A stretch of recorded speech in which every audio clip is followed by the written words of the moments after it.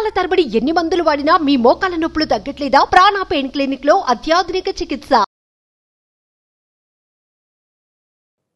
నేను ఇంటర్ చేశాను. Okay. Exams రాయగానే parents marriage చేసేసారు మేడం. ఓకే అండి. ఓకే. అంటే 17-18 కి పెళ్లి అయిపోయిందమ్మా? 17-18 కి 18 ఇయర్స్ స్టార్టింగ్ లోనే అదే మేజర్ అవగానే చేసేసారు. పెళ్లి బాగానే జరిగింది మేడం. నాకు అబ్బాయి నచ్చాడు.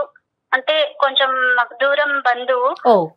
పెళ్లి చేసుకోమ్మా, ఇంకా స్టడీ ఆపేసేయాలంటే మంచి సంబంధం అంటే చేసుకున్నాను మేడం. ఓకే అని. ఓకే అమ్మా. ఓకే. 1 year వరకు బాగానే ఉన్నారు. అప్పటి వరకు బాగానే ఉన్నారు, కానీ పాప పుట్టిన తర్వాతనే మేడం మా వారు కొంచెం ఆయన డిఫరెంట్ గా బిహేవ్ చేస్తున్నారు. అంటే ఎలాగండి? ఇంట్లో వస్తారు, ఏదో వచ్చానా, ఉన్నానా, పడుకున్నానా, తిన్నానా, పోయానా అన్నట్టే ఉంటారు మేడం. మాట్లాడరు. అసలు నన్ను, నా పాపను అసలు పట్టించుకోవచ్చు మేడం. స్టార్టింగ్ లో బాగానే ప్రేమగా చూసుకున్నారు మేడం, కానీ అసలు సరిగ్గా మాట్లాడరు. ఏదైనా మాట్లాడితే కోప్పడుతూ ఉంటారు. నాకు అసలు నేను రీజన్ లేకుండానే కోప్పడుతుంటా. నాకు ఏం అర్థం కావట్లేదు మేడం. ఓకే. ఏం చేస్తుంటారండి రమ్య? ఒక కంపెనీలో జాబ్ చేస్తున్నారు మేడం. ఓకే. ఓకే. మీ ముగ్గురే ఉంటారు అంతేనా? ఒక పాప, నేను, మా వారు మేడం. ఓకే. అత్తయ్య మావయ్య వీళ్ళంతా ఎక్కడ ఉంటారు? వాళ్ళు వేరే చోట ఉంటారు మేడం. ఓకే. ఓకే. ఓకే. పాప ఉందంటే పాపతో ఇప్పుడు హ్యాపీగా ఉండాలి, నాతో ఉండాలి. మేము ముగ్గురమే కదా మేడం ఇంట్లో మాట్లాడుకోవడానికి. ఎవరి పనులు వాళ్ళు ఉన్నామనంటే అది నాకేం అర్థం కాకుండా మేడం. ఇలా కొన్ని రోజుల నుంచి పాప పుట్టిన తర్వాత ఇంకా స్టార్ట్. ఇప్పటికి మ్యారేజ్ అయ్యి ఒక 3 years అవుతుంది మేడం. 2 years నుంచి ఇంకా ఇంతే నాకు టార్చర్. ఏం మాట్లాడారు, బాగా చూసుకోరు అనంటే బాగానే చూసుకుంటారు. ఓన్లీ మాట్లాడకపోవటం ఒకటే సమస్య. మాట్లాడడం అసలు హస్బెండ్ అంటే ఎలా ఉండాలి మేడం? ఒక ప్రేమ, ఎఫెక్షన్ అనేది ఉండాలి కదా. స్టార్టింగ్ లో ఉన్న లవ్ అనేది ఇప్పుడు లేకపోతే నాకేమనిపిస్తుంది? మరి ఎప్పుడైనా అడిగారా ఎందుకు ఇలా ఉంటున్నారు, ఏంటి అసలు కారణం ఏంటి? నేను అడిగాను మేడం. అడిగితే నీకెందుకు అవన్నీ, ఇప్పుడు బాగానే ఉన్నది కదా, ఇప్పుడు నీకేం తక్కువైంది, జాబ్ చేస్తున్నాను కదా, నీకు అన్ని ఏం తక్కువ ఉన్నది అని ఇలా అంటున్నారు మేడం. అలాంటప్పుడు నేను ఏం మాట్లాడగలను? ఏం మాట్లాడలేకపోతున్నాను నేను. ఇంట్లో తన కోసం నేను వచ్చేసరికి ఎదురు చూడాలి అనేది కూడా నాకు అనిపించట్లేదు మేడం. అసలు ఏం మాట్లాడాలో కూడా అర్థం కావట్లేదు. ఆయన పెళ్లి కాకముందు పేరెంట్స్ దగ్గర, నాన్న దగ్గర ఎంత మంచి ఫ్రీగా ఉంటామో హస్బెండ్ దగ్గర కూడా అలాగే ఉండాలి అని అనుకుంటాం కదా మేడం. ఆ ఫ్రీడమ్ హస్బెండ్ దగ్గర మాత్రమే ఉంటుంది. అలాంటిది అని చూస్తే భయం వేస్తుంది మేడం నాకు. ఒక మిషన్ వర్క్ చేస్తుంది, మనం తింటున్నది, అది ఫుడ్ ఇస్తుంది, మనం తింటున్నాం అన్నట్టు మాత్రమే ఉంటుంది. ఓకే. ఒక మాట్లాడపోవటం తప్ప ఇంకా వేరే ఏ ఇతర సమస్య లేదు అతనితో మీకు? డ్రింక్ చేసి వస్తుంటారు, పక్కన ఏదో స్మెల్ వస్తుంది అని అంటే కొంచెం ఫ్రెష్ అప్ అవ్వండి అంటే దానికి గొడవ చేస్తుంటారు.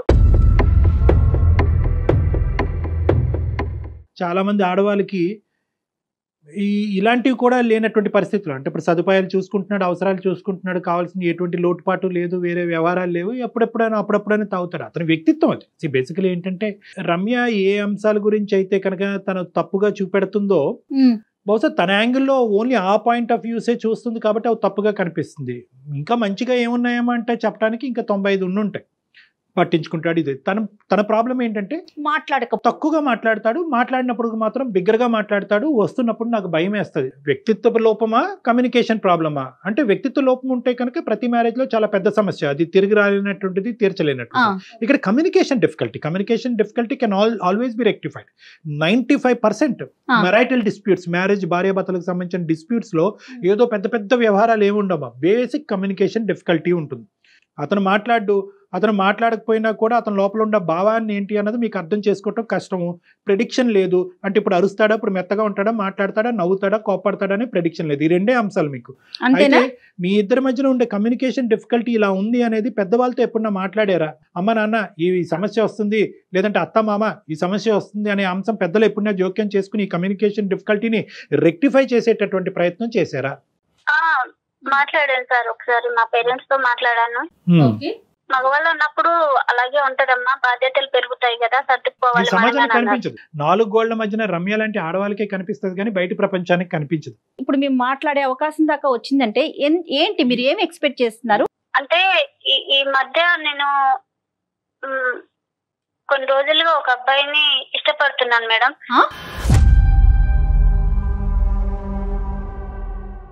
ఒక అబ్బాయిని ఇష్టపడుతున్నాను మేడం, మా ఎదురుగా ఉంటారు. చాలా క్యాజువల్ గా చెప్పేస్తున్నారండి మీరు. అదే అప్పుడు ఇష్టపడుతున్నాననే దగ్గరికి వెళ్ళటం గురించే రమ్య గారు ఇప్పుడు భర్త గారు బ్యాక్గ్రౌండ్ ఇచ్చారు. చెప్పండి రమ్య గారు. అయితే తను కూడా నన్ను ఇష్టపడుతున్నాను మేడం. కొన్ని రోజుల నుంచి మా ఎదురుగా జిమ్ చేస్తూ ఉంటారు. నేను అంత గమనించలేదు, కానీ కొన్ని రోజుల తర్వాత నేను చూసాను, తను చూడ్డం నేను చూడ్డం అన్నట్టు. కాదమ్మా, జిమ్ ఎక్కడ చేస్తున్నాడు అతను? మీ ఇంటి ఎదురుకుంటే జిమ్ ఉందా, లేదంటే మీ మేడమే జిమ్ చేస్తున్నాడా, ఎదురు మేడమే జిమ్ చేస్తున్నాడా? ఎదురుగా వాళ్ళ ఇల్లు ఉంటుంది, పైన వాళ్ళు ఓన్ గా చేసుకున్నారేమో, అక్కడ చేస్తూ ఉంటారు. పెళ్లి కాని అబ్బాయి. నేను మార్నింగ్ పనులు చేసుకున్నప్పుడు కనిపిస్తూ ఉంటారు. ఒక రోజు ఇంకా అలా చూసారు, తను చూసారు, నేను చూసాను.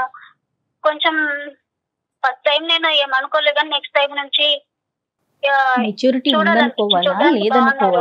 నాకేదో మా ఆయన దగ్గర దొరికిన ప్రేమ అతని దగ్గర ఉన్నదేమో అనే ఫీల్ నాకు వచ్చింది. కంటి చూపులోనే ఫీల్ వచ్చిందమ్మా. అంటే కొన్ని తర్వాత కొన్ని రోజులకి ఒక పేపర్ లో నెంబర్ రాసి మా ఇంటికి పడేశారు. అప్పుడు అది చూస్తే నెంబర్ ఉంది, కాల్ చేయాలా వద్దా అనుకొని నేను ఒక 2 days గ్యాప్ ఇచ్చి కాల్ చేశాను సార్. నేను కాల్ చేస్తే బాగానే మాట్లాడారు, 2-3 times మీట్ అయ్యాము. నాకు ఏది కావాలన్నా అది చాలా కేర్ గా చూసుకునేవారు సార్. నాకు అదే నేను మా హస్బెండ్ నుంచి కోరుకున్నది ఏదైతే ఉన్నదో అతనిలో నాకు అవి కనిపించాయి సార్. అలా నాకు అని మీద ప్రేమ అనేది కలిగింది సార్. ఇది నేను చేసేది తప్ప రైటా అనేది కూడా నేను ఆలోచించాను. అయినా కూడా నా మీద నాకు ప్రేమ తగ్గట్లేదు సార్. ఆ అబ్బాయికి పెళ్లి అయిందమ్మా? పెళ్లి కాలేదు సార్. బ్యాచిలర్ గా ఉంటున్నాడా లేదంటే పేరెంట్స్ తో ఉంటున్నాడా? అతను పేరెంట్స్ తో ఉంటున్నారు సార్. ఓకే. అతను నీ వైపు ఎక్కువ చూసేవాడా, నువ్వు అతని వైపు ఎక్కువ చూసేదానివా? తను ఇంత ముందు నన్ను చూసినట్టున్నారు, నేను ఒకరోజు చూస్తే నన్ను గమనిస్తూ ఉన్నారు. సరేలే అని నేను 2-3 రోజులు అలాగా చూడనట్టు చూసి అలా చూస్తే నన్నే గమనిస్తున్నారని నాకు అర్థమైంది సార్. వాడికి బుర్రలేదు, నీకు బుర్రలేదు. నీకు పెళ్ళైనటువంటి ఆడపిల్లవి, నీకు ఒక పాప బాబు ఉన్నాడు. ఓకే, నువ్వు ఆ అబ్బాయి పెళ్లి కాలేదు అనే అంశం నీకు తెలుసు. ఆ అబ్బాయి జిమ్ చేస్తున్నాడు అండ్ ఓకే, నీకు ఒక బాధ్యత ఉంది, నీ భర్తతో 2-3 సమస్యలు ఉన్నాయి. అవేమి పెద్ద అంత తలకి మించిన భయంకరమైనటువంటి సమస్యలు ఏమీ కాదు. కమ్యూనికేషన్ ఇంప్రూవ్ చేసుకోవటం అనే సబ్జెక్టే. కానీ ఎవరు ఆలోచించలేదమ్మా, నాకు కావలసినవి అతని దగ్గర దొరికేసినాయి అనేటటువంటి కంక్లూజన్కి ఎలా వచ్చేసావు? ఒక కనుచూపులోనే ఎలా వచ్చేసావు? కనుచూపులోనే కాదు సార్, ఒక 2-3 times అలా చూసి ఫోన్ లో మాట్లాడిన తర్వాత చూసి ఆయన చూపించే ప్రేమ, ఆయన తీసుకున్న కేరింగ్ లో నాకు ఇంట్రెస్ట్ అనిపించింది సార్. నా మనసుకి ఏది కావాలో నేనేం కోరుకున్నానో నాకు అది అతనిలో కనిపించింది. అతను కూడా నేను అంటే చాలా చూసిన ప్రతిదీ కోరుకోవటం, దాని వైపుకి మనసు వెళ్ళిందంటాం. ఏంటండి మీరు? కాదమ్మా, నీకు కనిపించని భర్తను మర్చిపోయావు, కూతుర్ని మర్చిపోయావు, అతని ప్రపంచాన్నే మర్చిపోయాడు. ఓకే, అతను జిమ్ చేస్తున్నాడు, నువ్వు వంట వండుతున్నావు, కలిసిపోయి నీ మనసులో. ఇప్పుడు ఏంటమ్మా, ఇప్పుడు ఏం చెప్పాలనుకుంటున్నావు మాకు? ఇప్పుడు అతనికి పెళ్లి ప్రపోజల్ వచ్చింది సార్. పేరెంట్స్ పెళ్లి చూపులు తీసుకొచ్చారు. మంచిది. ఆ విషయము అంటే ఆల్రెడీ ఇంతకు ముందు పెళ్లి సంబంధాలు వస్తే నా కోసం 1 year అలా ఆపేశారు, పోస్ట్ పోన్ చేస్తూ వచ్చారు సార్. కానీ ఏంటో మళ్ళీ ఈసారి మళ్ళీ పెళ్లి అని ఇంకా పేరెంట్స్ వాళ్ళు ఎక్కువ ఫోర్స్ చేయడం వల్ల మాకు పెళ్లి అవుతుంది, పెళ్లి చూపులు చూస్తున్నారు అని తను నాకు చెప్పేసరికి నాకు ఏం చేయాలో అర్థం కాలేదు సార్. ఒకసారి నాకు పెళ్లి అవుతుంది, నేను మర్చిపోలేకపోతున్నాను, నన్ను ఏం చేయమంటావని చిన్నపిల్లవాడు ఏడ్చినట్టు ఏడ్చేసారు. తను ఏడ్చేసరికి ఇంకా నాకు కూడా అసలు ఈ పనులన్నీ చిన్నపిల్లల పనులేనండి, పెద్దోళ్ళుగా మెచ్యూరిటీ వచ్చిన వాళ్ళు చేసే పనులు కాదు రమ్య. సారీ రమ్య, నువ్వు ఏడుస్తూ చెప్తున్నావు, నువ్వు తప్పుగా అనుకోవద్దు, మేము ఇక్కడ నవ్వుకుంటున్నాం. అంటే ఒక సమస్య, ఒక బాధ ఒక మనిషి చెప్పినప్పుడు సహజంగా అవతల వ్యక్తిని కూడా కదిలించాలి, బాధ కలిగించాలి. ఈరోజు మీ అమ్మాయి గురించి బ్యాక్గ్రౌండ్లో ఆలోచించుకుని బాధపడుతున్నావు, నీ భర్త గురించి ఆలోచించుకుని మీ అమ్మాయి ఇదేంట్రా, ఇంట్లో భార్యని ఎంతో నమ్మకంగా ఉదయాన్నే ఆఫీస్కి వెళ్ళేటటువంటి భర్త సాయంత్రం భార్య వచ్చేటప్పటికి జిమ్ చేసేటటువంటి పక్కింటి మగాడిని చూస్తున్నది అనే అంశం నీ భర్తకు తెలిస్తే కనుక అతని గుండెలు విరిగిపోయి ఏమైపోతాడో అనే ఆలోచనతో బాధపడుతున్నావు. ఒక పక్క నుంచి నీ యొక్క ఆలోచన, నీ యొక్క ప్రవర్తన చూస్తుంటే నవ్వుకుంటున్నావు. అరే ఆ సినిమాలో చూసాం కదా, కరెక్ట్ ఈ సినిమాలో చూసాం కదా, పేపర్ రోల్ చేసి నెంబర్ ఎసట్టడం అనేది అక్కడ చూసామని సినిమా అంశాలే మాకు గుర్తుకొస్తున్నాయి, కానీ నిజ జీవితంలో ఎవరు ఇలా చేస్తారనేటటువంటిది మాకు కల్లో కూడా ఊహించుకోవడానికి కష్టంగా. రియల్ లైఫ్ లో కూడా ఇలా జరుగుతున్నాయి అనుకుంటున్నాను. నేను కూడా ఆడపిల్లలేం కదా, నాకంత ఒక మనసు ఉంటుంది కదా, నాకు కొన్ని కోరికలు ఉంటాయి కదా. తను హస్బెండే కదా, అమ్మాయికి పుట్టింటి నుంచి అత్తింటికి వచ్చిన తర్వాత అన్ని చూసుకోవాల్సిందే హస్బెండే కదా సార్. అలాంటిది నన్ను మర్చిపోయి ఆయన బయట ఏం చేస్తున్నాడో నాకు తెలియదు. అలా నేను ఏదన్నా అడిగితే నన్ను నా మీద చిరాకు పడతాడు, కోపడతాడు. నేను ఇంట్లోనే కుట్టుగా ఉండిపోవాలి సార్. యథార్థంగా చెప్తున్నాను, ఈ కాల్ కలిపేటప్పుడు మేము అనుకున్నాము, అరే అయ్యో అనవసరంగా అతను కమ్యూనికేట్ చేయట్లేదేమో, అతనికి ఒకసారి ఫోన్ చేసి బాబు కమ్యూనికేషన్ ఇలా చెయ్యాలి, ఒక భార్య యొక్క ఎక్స్పెక్టేషన్ ఇలాగా, నువ్వు కేవలం డబ్బులు ఇంట్లో లగ్జరీస్ ఒకటి చూసుకుంటే కాదు, మనసు నచ్చి పక్కన కూర్చుని భార్యతో మాట్లాడి మనసు అర్థం చేసుకుని ఇమోషన్స్ షేర్ చేసుకోవటం కూడా ఇంపార్టెంటే అనేటటువంటి విధంగా నడిపించాలి అని మేము అనుకున్నాం. ఈ లోపలే నువ్వు పార్ట్ 2 అనేటటువంటి తీసుకొచ్చావు. ఒకప్పుడు ఆ అంశం అయితే కనుక ఈరోజు మేము చాలా హ్యాపీగా డీల్ చేసాము, కానీ నువ్వేం చేస్తున్నావు అంటే ఈ అంశాన్ని చూపెడుతూ ఇంకో అంశంలోకి ముడిపెట్టావు. ఆటోమేటిక్గా అక్కడ ఏమైంది, ఇప్పుడు నీ బాధని ఎలా వే చేయాలి అన్నది మాకు అర్థం కావట్లేదు. అరే అవును ఈ అమ్మాయి చాలా ఇబ్బంది పడింది కరెక్టే అని అనుకోవాలా, లేదంటే పక్కింట్లో సుఖాన్ని చూస్తూ భర్తని చేదుగా అనిపిస్తున్నాడు అన్నది చూడాలా? అంటే ఇక్కడ ఎలా చూడాలి అనేది మాకు ఇప్పుడు వితౌట్ ది సెకండ్ ఆస్పెక్ట్ నీ మీద మాకు పూర్తిగా గౌరవం ఉంది, జాలి ఉంది, సమస్యకు పరిష్కారం చూపెట్టాలి అనే ఆలోచన కూడా మాకు ఉంది. కానీ ఎప్పుడైతే ఈ సెకండ్ ఇష్యూ తీసుకొచ్చావో నీ మీద గౌరవం అనేది తగ్గింది, నీ మెచ్యూరిటీ లెవెల్స్ గురించి నవ్వేటటువంటి పరిస్థితి వస్తుంది, నీ భర్తని కొడుకు కూతురో ఎవరినో వాళ్ళని మోసం చేస్తున్నారు అనే బాధ కలుగుతుంది. సో నీ మీద ఇమోషన్ మాకు డైవర్ట్ అయిపోయింది. ఈరోజు నీకేం పరిష్కారం చెప్పమంటావు? ఆ అబ్బాయి యొక్క పెళ్లి బలవంతంగా ఇప్పటి వరకు పెళ్లిళ్ళు వస్తుంటే సంబంధాలు వస్తుంటే పక్కకు తోసేసి ఏదో పెద్ద దేశాన్ని ఉద్ధరించేటటువంటి గొప్ప వ్యక్తిలాగా నువ్వు చెప్తున్నావు. ఆ అబ్బాయి పెళ్లి సంబంధం అప్పుడు వచ్చి ఉంటే కనుక ఈరోజు మాకు కూడా ఈ దరిద్రం వినవలసినటువంటి బాధ తప్పు ఉండేది. సారీ అమ్మ, నేను ఈ దరిద్రమే అంటాను. ఇది కేవలం నువ్వు ఎంచుకుని ఇంట్లోకి తీసుకొచ్చినటువంటి ఒక దరిద్రం. నిజంగా ఈరోజు ఏదైతే నువ్వు అతను నడిపించేటటువంటి కథ ఉందో, ధైర్యం ఉంటే కనుక మీ భర్త ఎదుర్కొంటే నడిపించమ్మా. భర్తని ముసుగులో పెట్టే కదా ఇదంతా చేస్తున్నారు. ఆయన చేసే బిహేవియర్ బట్టి నాకు ఆయన నుంచి నాకు ఏం అందట్లేదు సార్, ప్రేమ అందట్లేదు. కాదమ్మా, ప్రేమ అందట్లేదు, నీతో మాట్లాడట్లేదని నువ్వు పక్క చూపులు చూస్తావా? పక్క చూపులు కాదంటే నేను మంచిదే కదా మేడం. ఇప్పుడు మార్చుకునే ప్రయత్నం ఉండదా? ఇంకా ఫైనల్ డెసిషన్ అంతే ఉంటుందా? ఇప్పుడు అదే పనిగా నేను మా హస్బెండ్ ఏ విధంగా అయితే బిహేవ్ చేస్తున్నా ఆ విధంగా నేనుంటే అయినా బయట ఎన్ని విధాలుగా వేరే అమ్మాయి చూడలేదా? తప్పుగా ఎందుకు చూస్తారు మేడం? ప్రతి ఆడపిల్ల అంటే అది చేసిన పడి ఉండాలి, ఆడపిల్ల ఎవరు కూడా మాట్లాడట్లేదు ఉండట్లేదు కూడా. ఇప్పుడు నువ్వు అర్థం చేసుకోవాల్సింది ఏంటంటే నీ సమస్య కాదు అని అనట్లేదు, నీ భర్తతో ఉన్న నీ కమ్యూనికేషన్ డిఫికల్టీ లేదు అనేటటువంటి అంశాన్ని మాట్లాడే హక్కు మాకు లేదు. ఖచ్చితంగా అది సమస్యే, కానీ ఆ సమస్యకి నువ్వు ఎంచుకునేటటువంటి పరిష్కారం ఏదైతే ఉందో అది తప్పు, అది నేరం.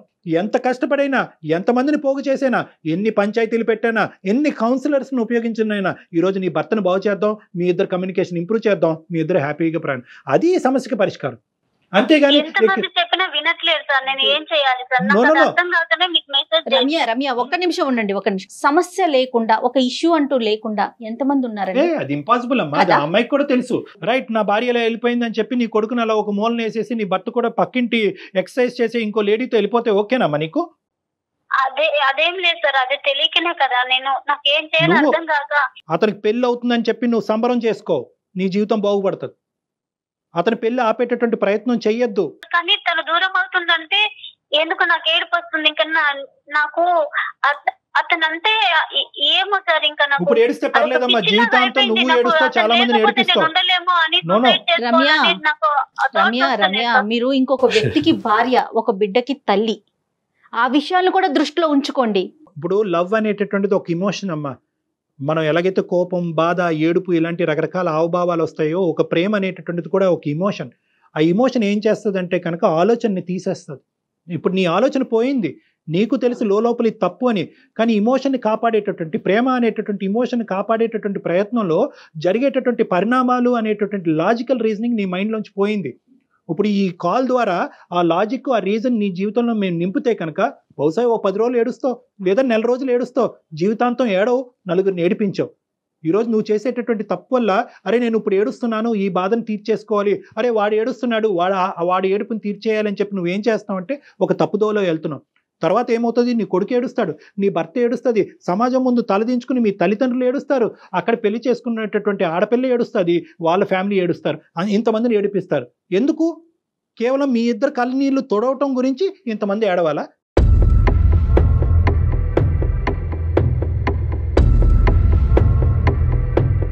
సో ఇది కరెక్ట్ కాదమ్మా. ఇక్కడ లాజిక్ కావాలి, ఇమోషన్ కాదు. ప్రేమ అని ఇమోషన్ తాత్కాలికంగా పక్కన పెట్టండి. దీన్ని ప్రేమ అంటారా? నేనైతే అన్ను. దీన్ని ఆకర్షణ అంటాను. అతనికి ఏదో లేదు కాబట్టి నీ దగ్గరికి వచ్చాడు, నీకేదో దొరకట్లేదు కాబట్టి అతని దగ్గరికి వెళ్ళావు. సో లేనటువంటిది తీర్చుకునే దాని గురించి ప్రేమను డిఫైన్ చేయాలంటే తప్పమ్మా. దీన్ని ప్రేమ అనరు. నీ భర్తతో ఉండేటటువంటి బంధం, దాన్ని ప్రేమించు. నీ కొడుకుతో ఉండేటటువంటి బంధం, దాన్ని ప్రేమించు. మీరందరూ గౌరవప్రదంగా సమాజంలో ఉంటున్నారు, దాన్ని ప్రేమించు. సో ఈరోజు నీకు బాధగా ఉండొచ్చు, మా మాట బాధగా ఉండొచ్చు, ఇదేంటి సార్ ఆ అబ్బాయి ఏడుస్తున్నాడు కదా సార్, నాకు బాధగా ఉంది సార్, మీ ఇద్దరం దూరం అయిపోతాం సార్ అంటే కనుక నో. ఎంతైనా బాధపడండి, 100 రాత్రులన్నా నిద్రపోకుండా ఉండండి, ఎంతైనా ఏడవండి, కానీ ఈ తప్పు మాత్రం చేయొద్దు. నీతో పాటు చాలా కుటుంబాలను కాపాడినటువంటి పుణ్యం మాకు దక్కుతుంది కాబట్టి థ్యాంక్ యూ. అతను చూస్తూ నేను ఉండలేదు సార్ ఇక్కడ. అసలు బ్రతకాలనే ఆలోచన కూడా నాకు రావట్లేదు సార్. తను ఎక్కడ దూరం అయిపోతాడో, నాకు ఎవరు ప్రేమ పంచుతారు, నాకు ఇంత కేరింగ్ ఎవరు చూసుకుంటారో అనేది కూడా నాకు అసలు అర్థం కాకుండా ఉంది సార్. ఇంకా కూడా చాలా సీక్రెట్ గా నడిపిస్తున్నటువంటి కథ రమ్య, చాలా సీక్రెట్ గా కనిపిస్తున్న కథ కాబట్టి ఈ ప్రేమను మీరు ఆనందిస్తున్నారు, అతను ఆనందిస్తున్నారు. This is a secret love. ఇది ఒక బ్యాడ్ లవ్, ఒక సీక్రెట్ లవ్. ఇది ఎప్పుడైతే బట్టబయలు అవుతుందో, ఎప్పుడైతే సమాజానికి తెలుస్తుందో, ఎప్పుడైతే ఆ అబ్బాయి తల్లిదండ్రులకి నీ భర్తకి తెలుస్తుందో, అప్పుడు అసలు సిసలైనటువంటిది ఉంటుంది. ఇద్దరు రోడ్డు మీద పడతారు. రేపొద్దున నీ బిడ్డకి ఏం సమాధానం చెప్తారు మీరు? నాకు రావట్లేదు, నా భర్త నుంచి ప్రేమ రావట్లేదు, నాకు దొరకట్లేదు, నేను ఆనందపడట్లేదు, ఆ పక్కింటి ఆంటీ ఇలా ఉంది, ఈ పక్కింటి వీళ్ళు ఇలా ఉన్నారు, వాళ్ళందరినీ ఊహించుకుని ఏంటంటే ఒక డిప్రెషన్లోకి వెళ్తారు. సడన్గా ఈ డిప్రెషన్ అనేటటువంటి బాధ ఎవరికి ఆనందంగా ఉండదు. ఇందులోంచి బయటపడాలి, వెంటనే బయటకు రావాలి. బయటకు రావాలంటే భర్తకు చెప్పుకుంటే భర్త మాట వెండు. ఇలాంటి వాళ్ళని మాట వినేటటువంటి ఏకైక వ్యక్తి ఎవరంటే కనుక ఈ జిమ్ బాడీ లాంటి వీళ్ళు ఏం చేస్తారు, వీళ్ళు పని పాట అట్రాక్ట్ చేస్తారు. ఆ అబ్బాయి అసలు ఎంత ధైర్యం అండి, ఒక పెళ్ళైనటువంటి ఆడపిల్లని ఇక్కడ పెట్టుకుని పెళ్ళని కానీ అతనికి వాళ్ళు అట్రాక్ట్ చేస్తారు. వాళ్ళు ఏం చేస్తారు, వాళ్ళు ఏమీ చేయరు, కేవలం ఈ అమ్మాయి కథ చెప్తుంటుంటే వింటూ ఉంటారు. ఈ అమ్మాయి జీవితంలో ఎవ్వరూ విన్నటువంటి ఏకైక వ్యక్తి ఈ మహానుభావుడు. ఈ కథ వినేటప్పటికి ఇదేంటి ఇంత వింటున్నాడు, ఇన్ని సంవత్సరాలు పెళ్ళైనా కూడా నా భర్త 10 నిమిషాలు కూడా నా పక్కన కూర్చాడు, ఇతనేంటి గంటల తరబడి అన్ని పనులు వదులుకుని నా మాట వింటున్నాడు అని చెప్పి అక్కడ కనెక్ట్ అవుతూ ఉంటారు. సో ఇదంతా కూడా ఏంటంటే ఒక సూపర్ఫిషియల్గా ఒక ఇమోషన్తో కూడినటువంటి ఒక అట్రాక్షన్ మాత్రం. ఇది బంధం కాదు, బంధం అని వాళ్ళు అనుకుంటారు. సో ఇక్కడైతే మాత్రం కఠినమైనటువంటి నిర్ణయాలు ఇప్పుడు తీసుకుంటే రానున్న జీవితంలో ఇప్పటికీ ఎవరికి తెలియదు. ఈ గుట్టు అనేటటువంటిది కేవలం మనకి, నాకు, జయాకి, నీకు మధ్యనే ఉంది కాబట్టి ఇక్కడతో ఇది ముగిస్తే మంచిది. కఠినమైనటువంటి నిర్ణయం కాదనట్లేదు, ఏడుపు వస్తుంది, నిద్ర పట్టదు, ఇందాక నేను చెప్పినటువంటి లక్షణాలు అన్నీ వస్తుంది.